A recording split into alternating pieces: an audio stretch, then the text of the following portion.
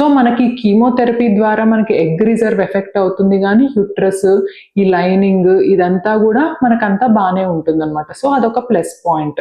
So మనం pregnancy plan చేసుకొని మనకి న్యాచురల్ ప్రెగ్నెన్సీ లాగా సేఫ్‌గా మనం ప్రెగ్నెన్సీతో వెళ్ళిపోవచ్చనమాట.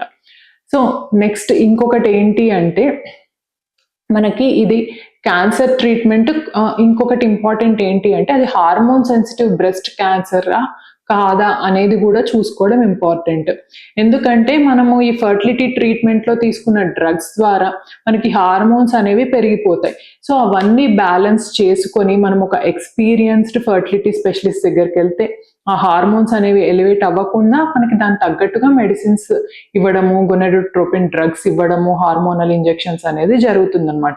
సో మనకిట్లా ఏమన్నా ఇట్లా బ్రెస్ట్ క్యాన్సర్ ఇట్లా ప్రాబ్లమ్ ఉన్న వాళ్ళకి సో మనకి మల్టీ డిసిప్లినరీ కేర్ అంటారనమాట. అంటే ఫెర్టిలిటీ స్పెషలిస్ట్, ఆంకాలజిస్ట్ సో ఇద్దరు అంటే మనకి కలిసి అంటే సంప్రదించుకొని దానికి తగ్గట్టుగా మనకి ట్రీట్మెంట్ ఇవ్వడము అనేది చాలా ఇంపార్టెంట్.